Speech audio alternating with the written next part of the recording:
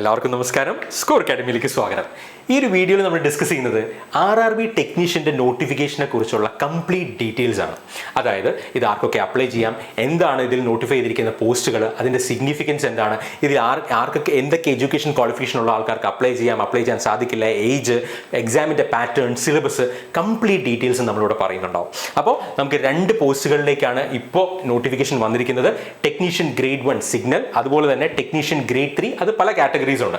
അപ്പോൾ ഈ രണ്ട് പോസ്റ്റുകളിലും എന്തൊക്കെയാണ് സിഗ്നിഫിക്കൻ്റ് ആയിട്ട് നമ്മൾ അറിഞ്ഞിരിക്കേണ്ടത്, അല്ലെങ്കിൽ ഇത് അപ്ലൈ ആർക്കൊക്കെ ചെയ്യാൻ സാധിക്കും, ഇതെല്ലാത്തിനെ കുറിച്ചും ഞാനിവിടെ ഡീറ്റെയിൽ ആയിട്ട് പറയുന്നുണ്ടാവും. ആരൊക്കെയാണ് ഈ വീഡിയോ കാണേണ്ടതെന്നുള്ളത് ഞാനിവിടെ ഡീറ്റെയിൽ ആയിട്ടൊന്ന് പറഞ്ഞിട്ടുണ്ട്.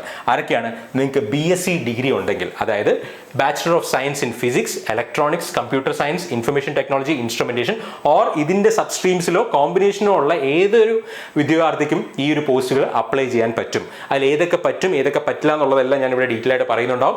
അതോടൊപ്പം തന്നെ നിങ്ങൾക്ക് ഒരു BTech ഡിഗ്രി ഉണ്ടെങ്കിൽ തീർച്ചയായിട്ടും നിങ്ങൾ കണ്ടിരിക്കുക. ഡിപ്ലോമ ഇൻ എഞ്ചിനീയറിംഗ് ഉണ്ടെങ്കിൽ തീർച്ചയായിട്ടും ഈ വീഡിയോ കണ്ടിരിക്കുക. അതുപോലെ തന്നെ നിങ്ങൾക്ക് ITI ഉണ്ടെങ്കിൽ, അത് NCVT ആയിക്കോട്ടെ, SCVT ആയിക്കോട്ടെ, നിങ്ങൾക്ക് ITI ക്വാളിഫിക്കേഷൻ ഉണ്ടെങ്കിൽ, ITI സർട്ടിഫിക്കറ്റ് ഉണ്ടെങ്കിൽ ഈ വീഡിയോ തീർച്ചയായും നിങ്ങൾ കാണാം. കാരണം ITIക്കാർക്ക് ഒരുപാട് വേക്കൻസീസ് ഈ ഒരു നോട്ടിഫിക്കേഷനിൽ മെൻഷൻ ചെയ്തിട്ടുണ്ട്. അതുപോലെ തന്നെ +2 ഫിസിക്സ് ആൻഡ് മാത്സ് കഴിഞ്ഞവരാണെങ്കിൽ, +2ൽ നിങ്ങൾ ഫിസിക്സും മാത്സും എടുത്തവരാണെങ്കിൽ തീർച്ചയായിട്ടും നിങ്ങൾക്ക് ഇതിൽ ഓപ്പർച്യൂണിറ്റീസ് ഉണ്ട്. അപ്പോൾ ഇത്രയും ആൾക്കാർക്കും ഇതിൽ നല്ലൊരു ഓപ്പർച്യൂണിറ്റിയാണ് എന്ത് ഈ നോട്ടിഫിക്കേഷനിലൂടെ നമുക്ക് മനസ്സിലാക്കാൻ സാധിക്കുന്നത്. അവിടെ തീർച്ചയായിട്ടും ഈ വീഡിയോ നിങ്ങൾ അവസാനം വരെയും കാണുക. നമ്മൾ ഈ വീഡിയോയിൽ എന്തൊക്കെയായിരിക്കും ഡിസ്കസ് ചെയ്യുക, നമ്മൾ ഓരോ പോസ്റ്റിൻ്റെയും ഡീറ്റെയിൽസ് പറയുന്നുണ്ടാവും. ഈ റിക്രൂട്ട്മെന്റ് പ്രോസസ്, അതായത് RRBയുടെ റിക്രൂട്ട്മെന്റിൽ എത്ര എക്സാം സ്റ്റേജസ് ഉണ്ടെന്നുള്ളത്, ഏജ് റിലാക്സേഷൻ, ഇത്തവണ എത്രയാണ് ഏജ് റിലാക്സേഷൻ, അതായത് അപ്പർ ഏജ് ലിമിറ്റ് എത്രയാണ്, നമ്മൾ ഈ പറഞ്ഞിട്ടുള്ള രണ്ട് പോസ്റ്റുകളുടെയും എക്സാമിൻ്റെ പാറ്റേണും സിലബസും ഡിസ്കസ് ചെയ്യുന്നുണ്ടാവും.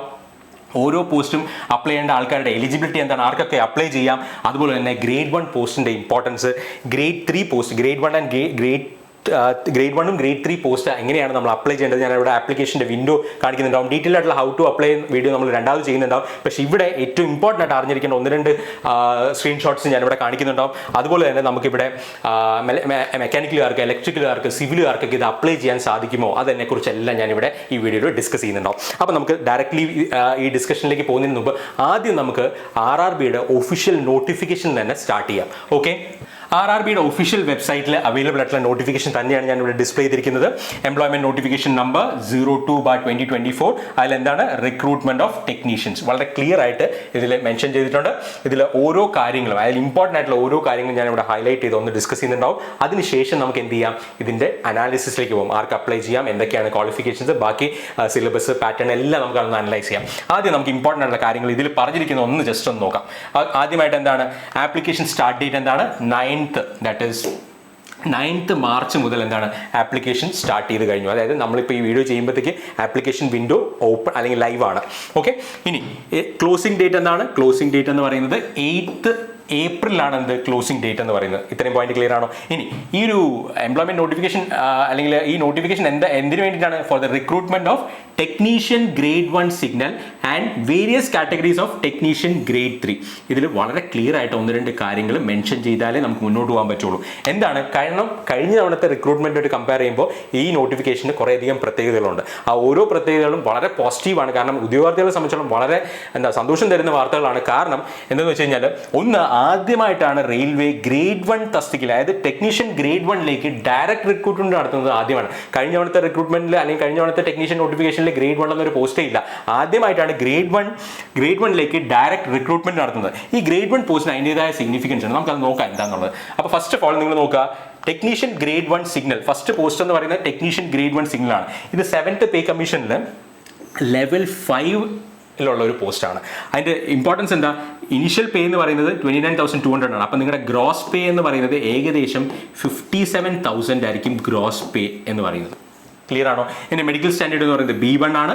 അതുപോലെ തന്നെ ഏജ് റിലാക്സേഷൻ അല്ലെങ്കിൽ ഏജ് എന്ന് പറയുന്നത് അപ്പർ ഏജ് ലിമിറ്റ് എന്ന് പറയുന്നത് 36 ഇയേഴ്സ് ആണ്.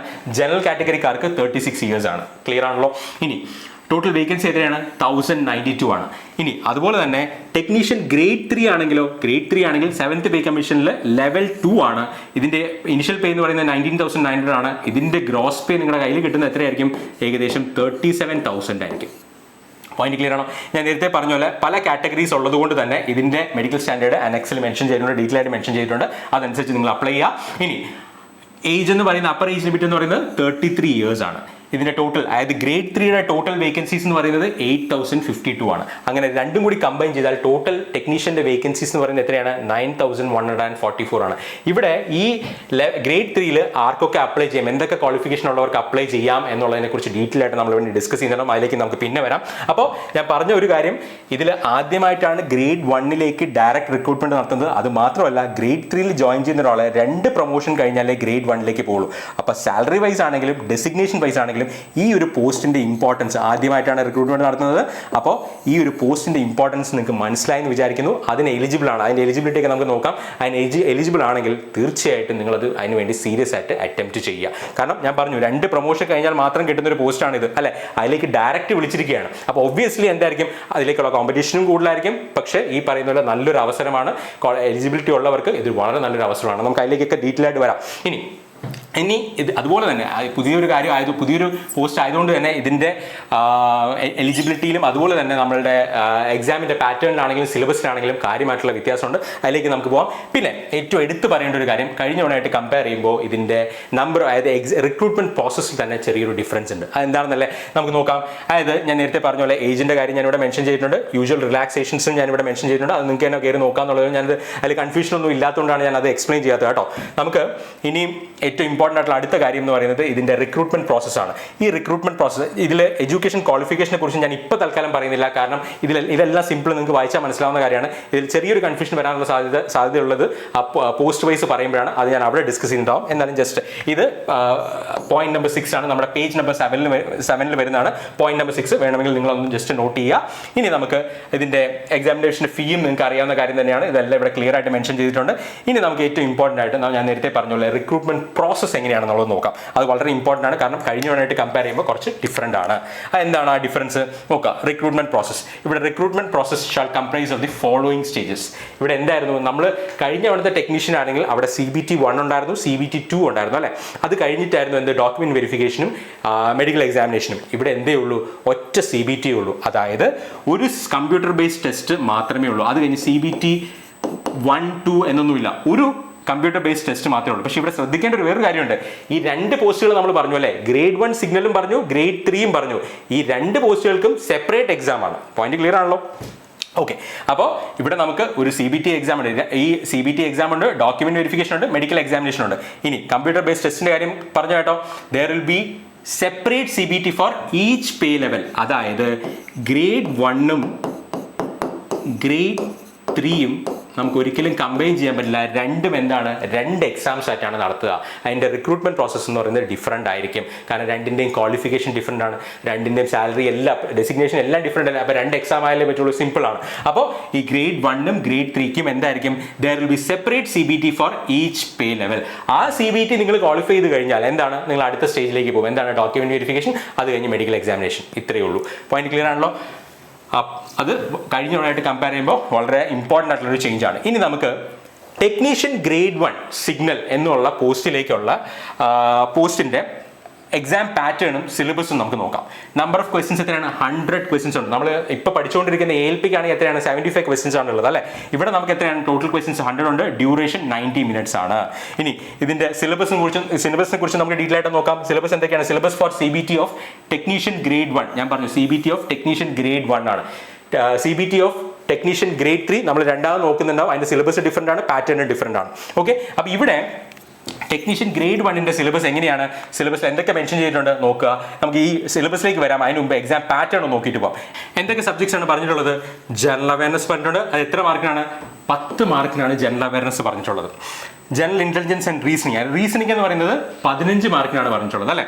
പിന്നെ basics of computers and application 20 marks ആണ്.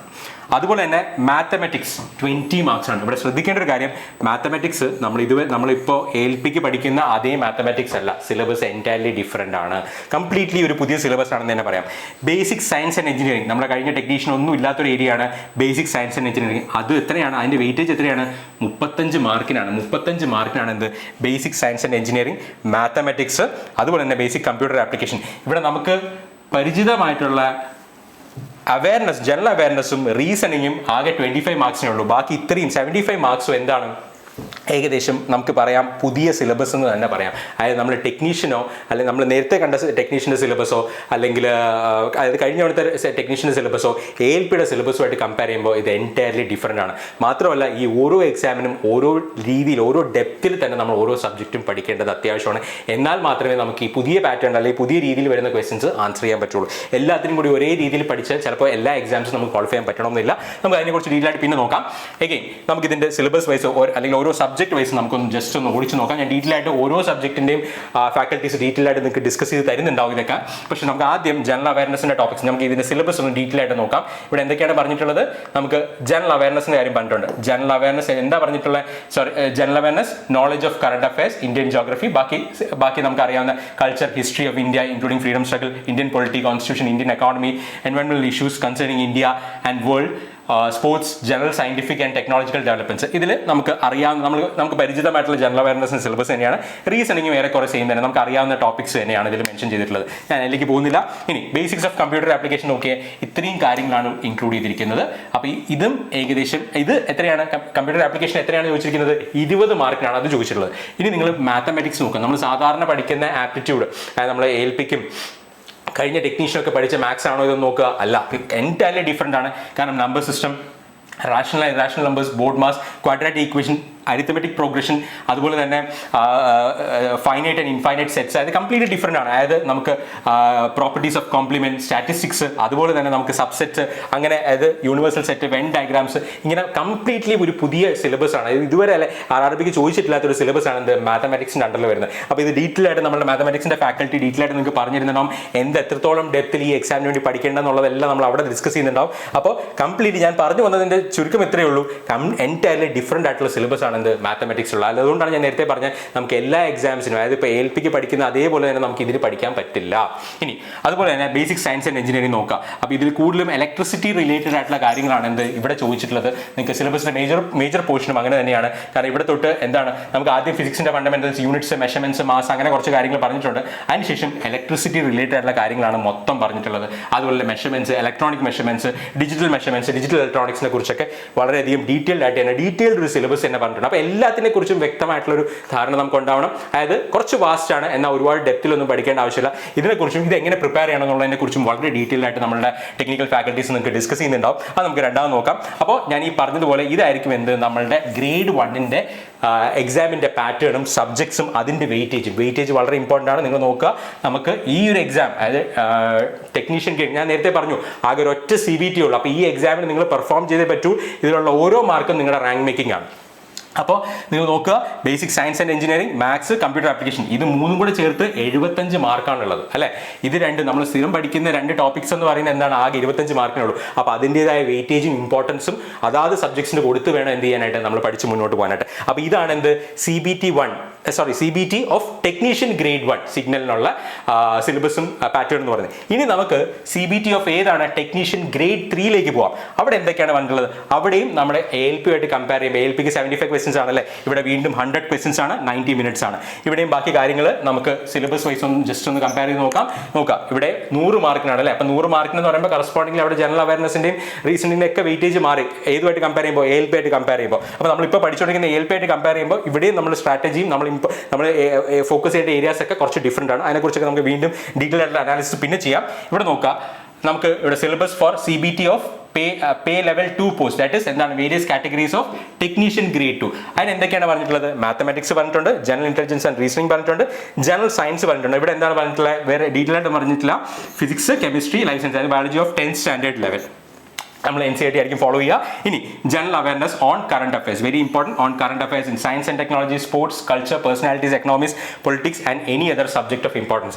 ഇതിൻ്റെയും ഡീറ്റെയിൽഡ് ആയിട്ടുള്ള, അതായത് ഇങ്ങനെയാണ് മെൻഷൻ ചെയ്തിട്ടുണ്ടെങ്കിലും നമ്മൾ ഡീറ്റെയിൽഡ് ആയിട്ടുള്ള അനാലിസിസ് മാഷന്മാർ നമ്മുടെ യൂട്യൂബ് ചാനലിൽ ചെയ്തിട്ടുണ്ട്.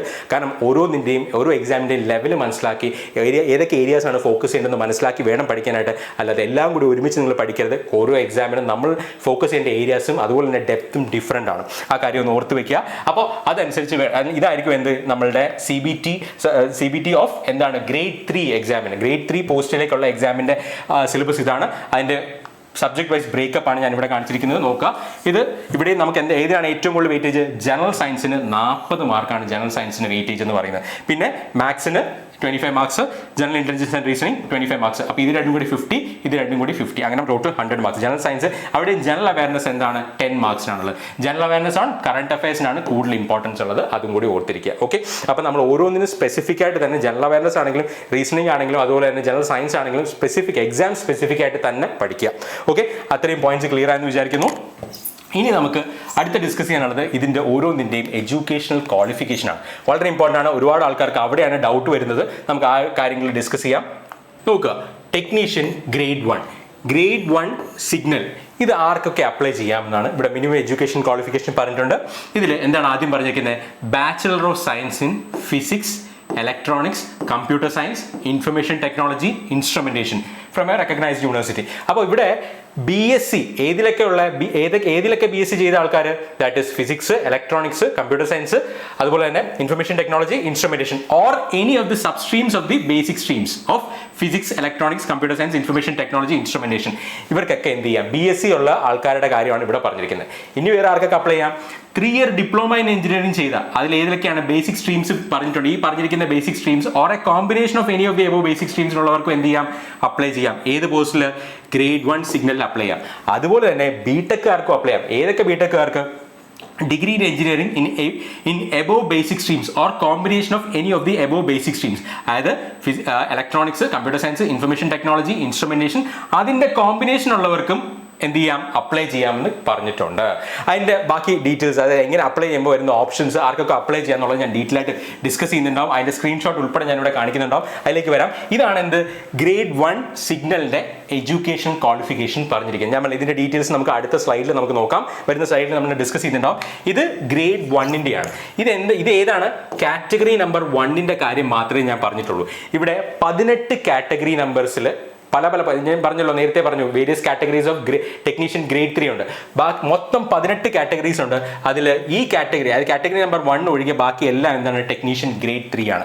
കണ്ടോ, category number 2, that is category number 2, category number 3, 4, 5, 6, അതങ്ങനെ എത്ര പേര് ഉണ്ട്? 18 കാറ്റഗറീസ് ഉണ്ട്. അതായത് അതിൻ്റെ കറസ്പോണ്ടിങ് എഡ്യൂക്കേഷൻ ക്വാളിഫിക്കേഷൻ എല്ലാം എന്ത് ചെയ്യുന്നുണ്ട്? ഇവിടെ ക്ലിയർലി മെൻഷൻ ചെയ്തിട്ടുണ്ട്. അപ്പോൾ ഇതിൽ ഒരു ഡൗട്ട് വരാൻ സാധ്യതയുള്ളത്, ഈ പറയുന്ന ടെക്നീഷ്യൻ പോസ്റ്റുകൾക്കെല്ലാം, അതായത് ഈ ടെക്നീഷ്യൻ ഗ്രേഡ് 3 പോസ്റ്റുകൾക്കെല്ലാം എനിക്ക് ഡിപ്ലോമയോ ബിടെക്കോ ഉണ്ടെങ്കിൽ അപ്ലൈ ചെയ്യാൻ പറ്റും. അതായത് ഡിപ്ലോമയും ബിടെക്കും ഉണ്ടെങ്കിൽ, അതായത് ITI ഇല്ല, ഡിപ്ലോമ ബിടെക് ഉണ്ടെങ്കിൽ അപ്ലൈ ചെയ്യാൻ പറ്റുമോ എന്നുള്ളതാണ്. അതൊരു ചോദ്യമാണ്. അതിൻ്റെ ആൻസർ എന്ന് പറയുന്നത് നിങ്ങൾക്ക് പറ്റില്ല എന്നുള്ളതാണ്. കാരണം ഈ പോസ്റ്റുകളെല്ലാം തന്നെ ITI സർട്ടിഫിക്കറ്റ് ഉള്ള ആൾക്കാർക്ക് മാത്രമേ അപ്ലൈ ചെയ്യാൻ പറ്റുള്ളൂ, എക്സെപ്റ്റ് ഒരു പോസ്റ്റ്. അത് ഏതാണെന്നറിയോ?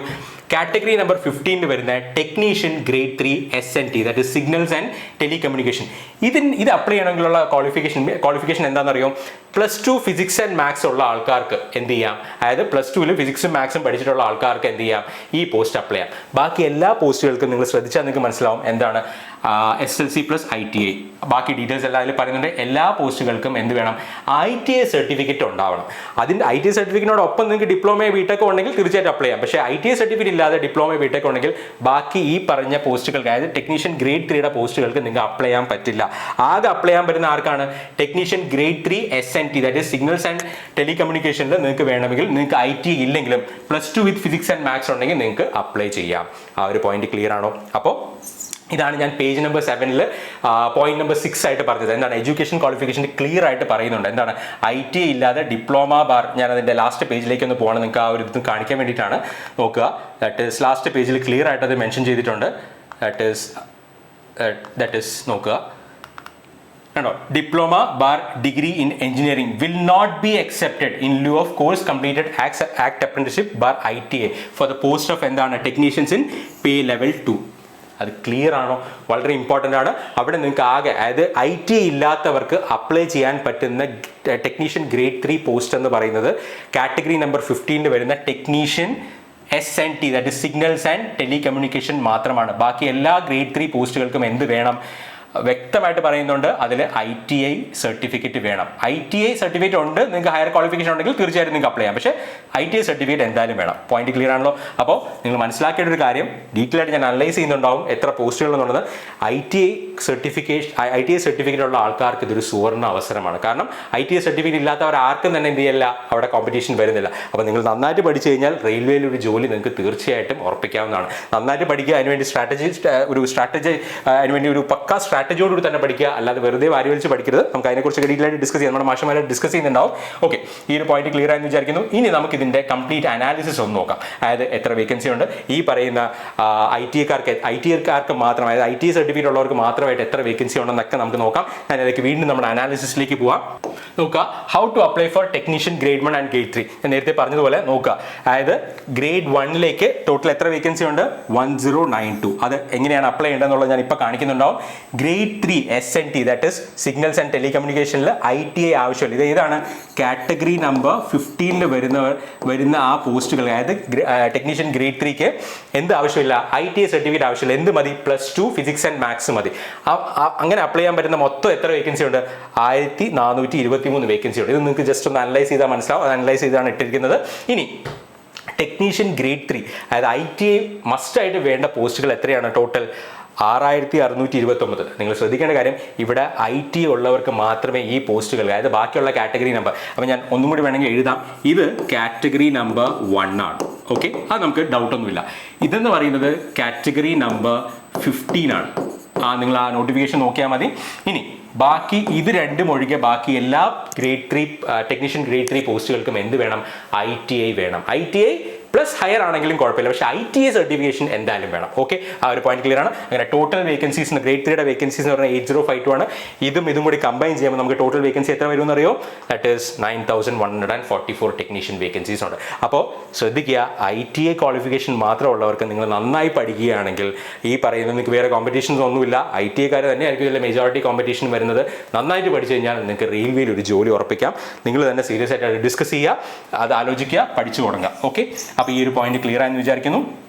ഇനി നമുക്ക് ഇത് അപ്ലൈ ചെയ്യുന്ന വിൻഡോയിൽ നമുക്ക് എങ്ങനെയാണ് ഓപ്ഷൻസ് സെലക്ട് ചെയ്യേണ്ടത്, എലിജിബിലിറ്റി അനുസരിച്ച് എങ്ങനെയാണ് സെലക്ട് ചെയ്യേണ്ടത് എന്നുള്ളത് നമുക്ക് നോക്കാം.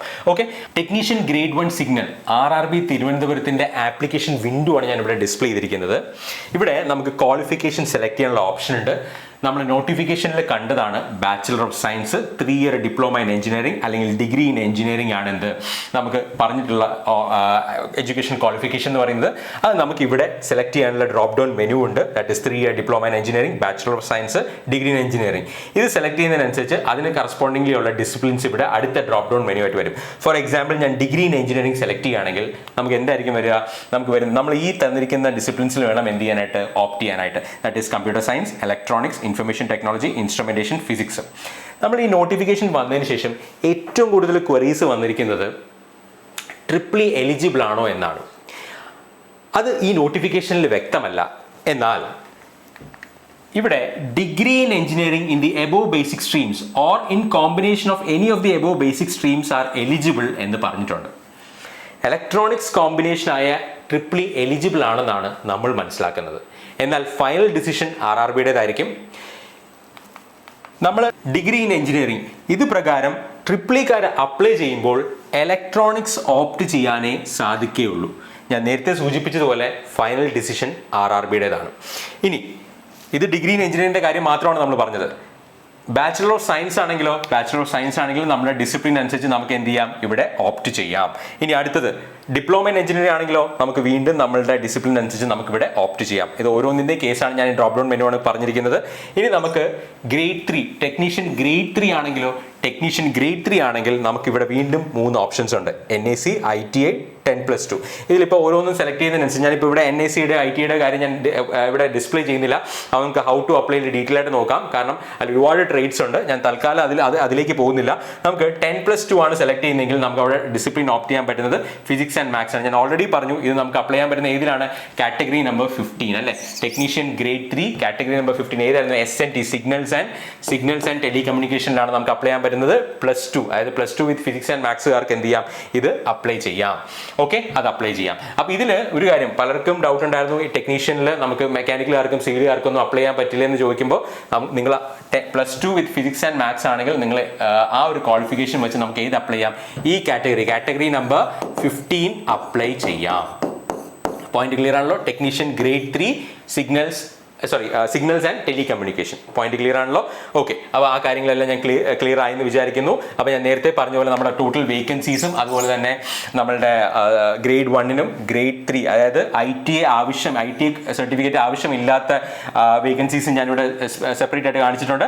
അതുപോലെ തന്നെ ഗ്രേഡ് 3 എന്ന് പറയുന്നത് നമ്മുടെ ടോട്ടൽ വേക്കൻസീസ് ആണ്. ഞാൻ ഈ പറഞ്ഞ ഗ്രേഡ് 3ക്കുള്ള ടോട്ടൽ വേക്കൻസീസ്, അതിൽ തന്നെ ITA-കാർക്ക് മാത്രം അപ്ലൈ ചെയ്യാൻ പറ്റുന്ന ഇതാണ്. ഇതും കൂടി കമ്പൈൻ ചെയ്യുമ്പോഴാണ് നമുക്ക് ടോട്ടൽ വേക്കൻസീസ് ഇവിടെ വരുന്നത്. ക്ലിയർ ആണല്ലോ? ഇനി മൊത്തം ഗ്രേഡ് 1 കൂടി കൺസിഡർ ചെയ്ത് കഴിഞ്ഞാൽ നമുക്ക് എത്ര വേക്കൻസീസ് ഉണ്ട്? 9144 വേക്കൻസീസ് ഉണ്ട്. അപ്പോൾ ഞാൻ നേരത്തെ പറഞ്ഞ പോലെ ഈ ഒരു പോർഷൻ വളരെ ഇമ്പോർട്ടൻ്റ് ആണ്. ITA സർട്ടിഫിക്കറ്റ് ഉള്ളവർക്ക് മാത്രം അപ്ലൈ ചെയ്യാൻ പറ്റുന്ന ട്രേഡ് ആണ്, ദാറ്റ് ഇസ് അല്ലെങ്കിൽ കാറ്റഗറീസ് ആണ്. അത് ഞാൻ പറഞ്ഞു, കാറ്റഗറി 1-നും കാറ്റഗറി നമ്പർ 15 ഒഴികെ ബാക്കി എല്ലാത്തിലും ITA സർട്ടിഫിക്കറ്റ് ഉള്ളവർക്കേ അപ്ലൈ ചെയ്യാൻ സാധിക്കുകയുള്ളൂ. അത് ITA-കാരെ സംബന്ധിച്ചോളം വളരെ വലിയൊരു അഡ്വാൻറ്റേജ് ആണ്. ഇനി ഞാൻ നേരത്തെ പറഞ്ഞ പോലെ നമുക്ക് ദാറ്റ് ഈസ് നമുക്കിപ്പോൾ നോട്ടിഫിക്കേഷൻ വന്നു കഴിഞ്ഞു. ബാക്കി ഡീറ്റെയിൽസ് എല്ലാം RRB ഓൾറെഡി തന്നെ പബ്ലിഷ് ചെയ്തിട്ടുണ്ട്. നമുക്ക് എന്നാണ് എക്സാം വരിക, ദാറ്റ് ഈസ് CBT. നമുക്ക് പറഞ്ഞു ഒരു CBT ഉള്ളൂ എന്ന് പറഞ്ഞു. ആ CBT എന്നാണ് tentatively schedule to be held between October and December. നമുക്ക് 6 മാസത്തേക്കുള്ള 6 അല്ല 7-8 മാസത്തോളം നമുക്ക് സമയമുണ്ട്. മിനിമം അത്രയും സമയമെങ്കിലും ഉണ്ട്. അപ്പോൾ നമുക്ക് ഷോർട്ട് ലിസ്റ്റും ഡോക്യുമെന്റ് വെരിഫിക്കേഷനൊക്കെ അടുത്ത ഫെബ്രുവരിയിൽ തന്നെ. അപ്പോൾ നമുക്ക് ഒരു വർഷത്തിനുള്ളിൽ നമ്മൾ സിസ്റ്റമാറ്റിക് ആയിട്ട് സ്ട്രാറ്റജിയോടുകൂടി പഠിക്കുകയാണെങ്കിൽ നമുക്ക് ഒരു വർഷത്തിനുള്ളിൽ തന്നെ നമുക്ക് ഒരു റെയിൽവേ പോലൊരു വളരെ റെപ്യൂട്ടഡ് ആയിട്ടുള്ള ഒരു ഇൻസ്റ്റിറ്റ്യൂഷനിൽ നമുക്ക് ജോലി ചെയ്യാൻ സാധിക്കും. അതിന് നമ്മളുടെ ഓരോ എക്സാം മനസ്സിലാക്കി, അതിൻ്റെ ലെവൽ മനസ്സിലാക്കി, അതിൻ്റെ ഓരോ സബ്ജക്റ്റിൻ്റെയും ഡെപ്ത് മനസ്സിലാക്കി തന്നെ നമ്മൾ പഠിക്കണം. അതനുസരിച്ച് നമ്മൾ ഈ എക്സാമിനെ കുറിച്ചും അതുപോലെ തന്നെ സിലബസ് അനാലിസിസും ബാക്കി ഡീറ്റെയിൽസ് എല്ലാം നമ്മൾ എക്സ്പ്ലെയിൻ ചെയ്തുകൊണ്ട് ഒരു നോ യുവർ എക്സാം സീരീസ് എന്ന് പറഞ്ഞിട്ട് വളരെ ഡീറ്റെയിൽഡ് ആയിട്ടുള്ളൊരു എക്സാമിനെ അറിയാനായിട്ടുള്ള ഒരു ഡീറ്റെയിൽഡ് സെഷൻസ് നമ്മളുടെ എക്സ്പേർട്ട് ഫാക്കൽറ്റീസ് നിങ്ങളുടെ മുമ്പിലേക്ക് എത്തിക്കുന്നുണ്ടാവും. അപ്പോൾ ഈ ഒരു സെഷൻ നിങ്ങൾക്ക് ഇൻഫോർമേറ്റീവ് ആയെന്ന് വിചാരിക്കുന്നു. Thanks a lot for watching.